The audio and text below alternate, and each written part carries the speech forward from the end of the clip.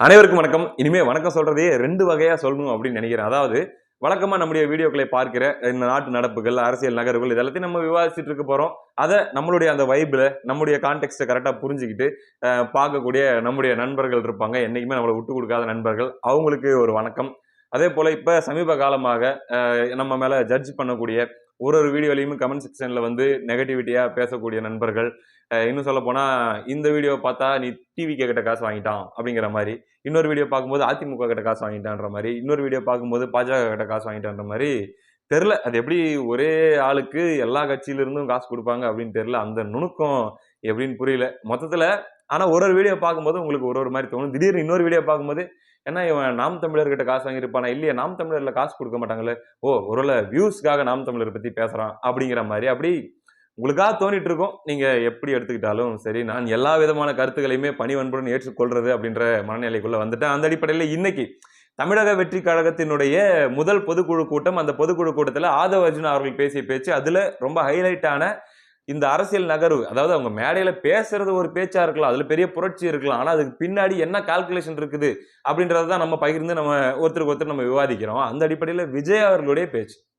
எல்லாம் பேசி முடிச்சுட்டு கடைசியில முடிக்கும்போது, அதாவது இந்த தடவ வந்து பார்த்தீங்கன்னா, முத்துவேல் கருணாநிதி ஸ்டாலின் அவர்களே, அதே போல பார்த்தீங்கன்னா, நரேந்திர மோடி அவர்களே அப்படின்ற மாரி நான் பெயர் குறிப்பிட்டு பேசிட்டேன்.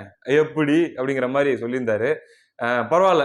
பெயர் குறிப்பிட்டு பேசுற அளவுக்கு வந்திருக்கிறதுன்றது வாழ்த்துக்கள் தான். நல்ல விஷயம் தான்னு வச்சுக்கோங்களேன். விஜய் அவர்களுடைய பேச்சுல 2 விஷயம் நான் பேசக்கூடிய விஷயமா எனக்கு தோணுச்சு. 1 நாசூக்கா ஒரு விஷயத்த சொல்றாரு. 2026ல் திமுகவை அகற்ற வேண்டும். ஏற்கனவே பார்த்தீங்கன்னா, மகளிர் தினத்தன்னைக்கு போட்ட வீடியோலயும் அப்படிதான்.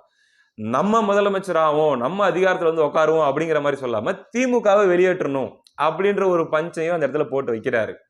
அத வந்து தனித்து அணி அமைப்பார், தனியாக 234 தொகுதியிலும் போட்டியிடுவார் அப்படின்ற பொருள்ல எடுத்துக்கவும் முடியும்.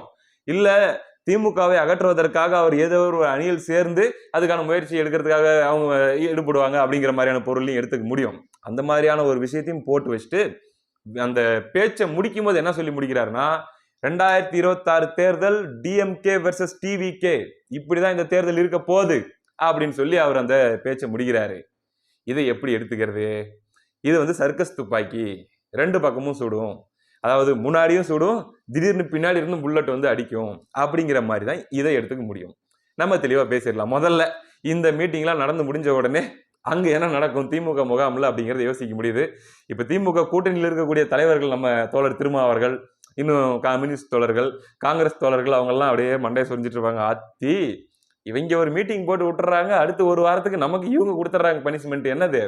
தினமும் சொல்லிட்டே இரு. பிரஸ் மீட்டை பார்க்கும் போதெல்லாம் கூட்டணி உறுதியாக உள்ளது. திமுக கூட்டணியில் தான் தொடர்ந்து பயணிப்போம். எங்களை பிரிக்க பார்க்கிறார்கள் அப்படிங்கிற மாதிரிலாம் திருப்பி ஒரு வாரம் 10 நாளைக்கு பேச விடுவாங்களே. இந்த தண்டனை பள்ளிக்கூடத்துல 10 தடவை எழுதிட்டு வாங்குற தண்டனையோட கொடுமையான தண்டனையா இருக்குதே அப்படின்னு ஒரு பக்கம் நினைச்சிட்டு இருப்பாங்க. அடுத்தடுத்து அவங்க கொடுக்க போற ரியாக்ஷன்ஸை வச்சு என்ன நடக்குது அப்படிங்கிறத நம்ம புரிஞ்சுக்கலாம். அது ஒரு பக்கம். திமுக ஒரு பக்கம் இந்த வடிவேல் காமெடியில் இந்த பேக்கரி டீலிங் காமெடி இருக்குது இல்ல, அதுல வந்து அந்த கதையெல்லாம் வடிவேல் சொல்லுவாரு. யார்கிட்ட அர்ஜுன் கிட்ட இப்படிலாம் நடந்துச்சு, இப்படிலாம் தான் அந்த பேக்கரி என் கையில வந்துச்சு.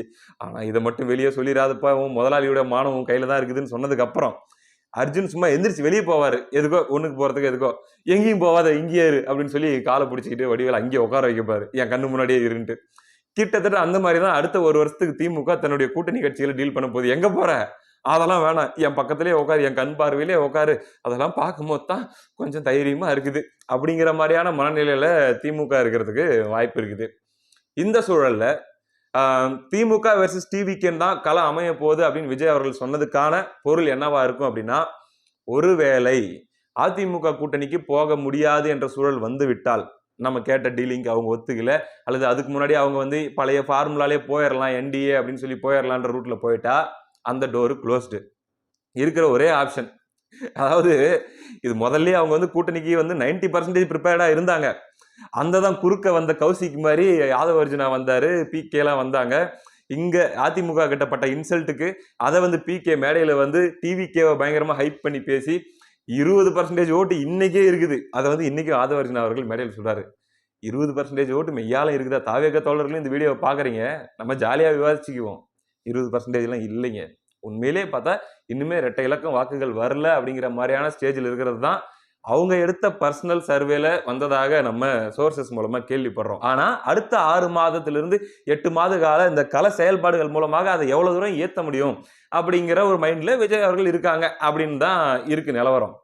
இந்த சூழல்ல விஜய் அவர்களை இப்ப ஆதவ அர்ஜுனா அவர்கள் குறுக்க பூந்து குழப்பி, நான் வந்து காங்கிரஸை கூட்டிட்டு வரேன் பிகே சொல்ல, நான் விசிகாவை கூட்டிட்டு வரேன்னு சொல்லி ஆதவ அர்ஜுன் சொல்ல, அப்ப நம்ம தலைமையிலே வா அப்படின்னு சொல்லி ஒரு நம்பிக்கையில விஜய் அவர்கள் இருக்கு. இது டிலே ஆயிட்டே போக இங்க அதிமுக பாஜக கூட்டணி கிட்டத்தட்ட உறுதியாகி விட்டதுன்ற மாதிரியான சூழ்நிலை வர இப்ப இருக்குதுங்க. அதாவது டூ ஆர் டை அப்படிங்கிற கண்டிஷன்ல டிவிகே வந்து நிக்குது.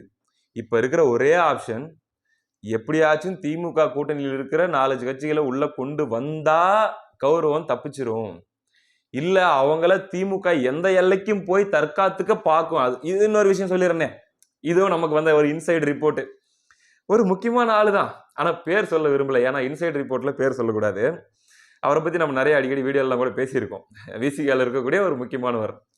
அவரு சொன்னாராம், ரொம்ப மோசமா நடத்துறாங்க, உண்மையிலே வெறுத்து போய் தான் இருக்காங்க எங்க கட்சியில் இருக்கிற தொண்டர்கள்லாம், எங்களை வந்து மதிக்கிறது இல்லை, இன்னும் முன்னை விட வந்து கொஞ்சம் ஒதுக்கி வச்ச மாதிரி தான் ட்ரீட் பண்றாங்க அப்படின்னு மாதிரி சொல்லும் போது பேசின நண்பர் கேட்டாராம், அதுக்கு பேசாம அந்த கூட்டணி விட்டு வெளியே போயிடலாங்கல்லங்க அப்படின்னு சொல்லும் போது, என்ன ஆப்ஷன் இருக்குது, அதிமுக எங்களால உறுதியா சொல்ல முடியல, அவங்க வந்து வேற ஒரு பாமக அந்த ரூட்ல ஒரு அணி அமைச்சிட்டாங்கன்னா நாங்க போக முடியாது, தாவேக்கா அப்படின்னும் போது எங்களால உறுதியா நம்பி போய் நாங்க 4 சீட் அல்லது 10 சீட் நாங்க போட்டிடுறோம்னா அதுல 4 எம்எல்ஏ வரும்னு எங்களுக்கு சரியா தெரியல, அதனால ஜெயிக்கிறதுக்கு வேற வழி இல்லாம திமுக கூடயே தான் இருந்து ஆகணுங்கிற மாதிரி இருக்குது. ஆனா எவ்வளவு முடியுமோ அவ்வளவு தடவை, ஏன்னா இந்த தடவை திமுகவுக்கும் பயங்கர பிரஷர் இருக்குது அப்படிங்கிறத பயன்படுத்தி வேணா சீட் வேணா நாங்க எவ்வளவு வேணா பார்கெயின் பண்ணி பார்க்கலாம், ஆனா இந்த அலைன்ஸ் விட்டு வெளியே வர மாதிரி ஐடியாலாம் இல்ல அப்படின்ற மாதிரி சொன்னாராங்க. இப்போ இந்த நிலைமையில பாத்தீங்கன்னா விஜய் அவர்கள் ஆசையை தூண்டிக்கொண்டே இருக்கிறார். தூண்டுதலாக இன்னைக்கு பாத்தீங்கன்னா ஆதவ அர்ஜுனாவும் பேசுறாரு. அடுத்த 6 மாசத்துல இருந்து 8 மாசத்துக்கு திமுக கூட்டணியில இருக்கக்கூடிய கட்சிகளுடைய ஆசையை தூண்டுவதே தாவேகாவுடைய வேலையாக இருக்கும். அதுக்கெல்லாம் மயங்கிறாதீங்கயா அப்படின்னு சொல்லி அவங்களை அமுக்கி பிடிக்கிறதுக்கான முயற்சியே திமுகவுடைய முயற்சியாக இருக்கும். இதில் யார் வெற்றி பெறுவார்கள்? பெரும்பாலும் இதில் திமுக வெற்றி பெற்று அந்த கூட்டணியவே தக்க வச்சுக்கிறதுக்கான வாய்ப்பு தான் அதிகம். கடைசியில அந்த பயதாண்டா பெரிய வேலை பார்த்து விட்டு போயிட்டான் அப்படின்னு சொல்லி ஆதவ அர்ஜுன் அவர்களை பற்றியும் பிகே அவர்களை பற்றியும் நினைத்து விஜய் அவர்கள் வருத்தப்படவும் வாய்ப்பு இருக்கிறது. ஏனென்றால் தனியாக 234 தொகுதியிலும் போட்டியிட்டால் அப்படியே நாம் தமிழர் கட்சியின் தலைமை ஒருங்கிணைப்பாளர் சீமான் அவர்கள் அல்லது நாம் தமிழர் கட்சி எடுக்கிற அதே ஸ்டாண்டை எடுத்து தான் அவங்களும் போட்டி போடுற மாதிரி இருக்கும். நான் சொல்றது 100% கொள்கையை சொல்ல, ஆனா கடுமையான திமுக எதிர்ப்பு, அதே சமயத்தில் இஷ்யூ பேஸ்டாக பாஜக எதிர்ப்பு. திமுக எங்களுடைய அரசியல் எதிரி, பாஜக எங்களுடைய கொள்கை எதிரின்ற கான்செப்ட் இருக்குதுல்ல, கிட்டத்தட்ட நாம் தமிழருடைய கான்செப்டும் அப்படியே தான் இருக்கும். ஆனா இந்த பரப்புரை களத்திலே ஆகட்டும், மக்களை கன்வின்ஸ் பண்ற விஷயத்திலே ஆகட்டும், மிகப்பெரிய அளவில் போயிட்டு தாக்கம் ஏற்படுத்துற அளவில் ஆகட்டும், சீமான் அவர்களுடைய பேச்சு எங்கேயோ இருக்குது. அந்த அளவுக்கு தாவேகாவால இந்த யானையும் புலியும் எப்படி ஹேண்டில் பண்ண போறாங்க இந்த அரசியலை, கிட்டத்தட்ட ஒரே ஒரு செக்டார் ஓட்டுகளை தான் 2 பேருமே டார்கெட் பண்றாங்க. திமுக எதிர்ப்பு வாக்குகளை குறிவைத்து மூவ் ஆகிற மாதிரி இருக்கும். நான் சொன்னேன்ல சர்க்கஸ் துப்பாக்கி இப்படியும் சுடும் அப்படியும் சுடும் அப்படிங்கிற மாதிரி தாவேகாவுடைய செயல்பாடுகளால் நாம் தமிழர் பாதிக்கப்பட வாய்ப்பு இருக்குது. நாம் தமிழர் சிறப்பாக செயல்பட்டால் தாவேகா அடிவாங்க வாய்ப்பு இருக்குது.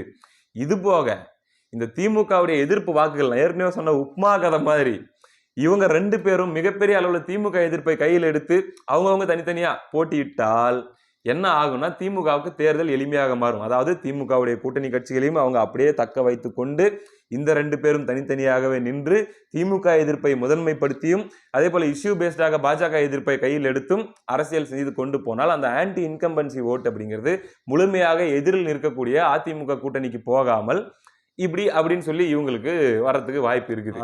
ஒரு வேளை தப்பி தவறி அந்த அணியிலிருந்து இந்த அணிக்கு தன்னுடைய வசத்துக்கு விஜய் அவர்கள் கொண்டு வந்து விட்டால் திமுக 3வது இடத்துக்கு தள்ளப்படும். அதனாலதான் நான் ஒரு 3 வீடியோக்கு முன்னாடி சொல்லும் போது சொன்னேன், இந்த தேர்தல் பொறுத்த வரைக்கும் 100 விழுக்காடு திமுக ஆட்சி அமைக்கிறதுக்கும் வாய்ப்பு இருக்குது, 100 விழுக்காடு திமுக எதிர்கட்சி ஆகிறதுக்கும் வாய்ப்பு இருக்குது, 100 விழுக்காடு திமுக 3வது கட்சிக்கு தள்ளப்படுறதுக்கும் வாய்ப்பு இருக்குது, எதிர்கட்சி அந்தஸ்து கூட இழந்து தள்ளப்படுறதுக்கும் வாய்ப்பு இருக்குது. எல்லாமே இந்த யானை கையிலையும் புலி கையிலையும் தான் இருக்குது அப்படிங்கிறத நான் சொல்லியிருந்தேன். இதுதாங்க அடுத்து 1 வருஷத்துக்கு நடக்க போற ஆட்டம். இந்த 1 வருஷத்துக்கு நடக்க போற ஆட்டத்தை எப்படி சாதுரியமாக ஆடப்போகிறார்கள் விஜய் அவர்கள் அப்படிங்கிறது தான். ஒருவேளை மிஸ் ஆச்சு அப்படின்னா தானும் கெட்டு தமிழ்நாடும் கெட்ட மாதிரியான ஒரு நிலைக்கு கொண்டு வந்து நிறுத்துறதுக்கும் வாய்ப்பு இருக்கிறது.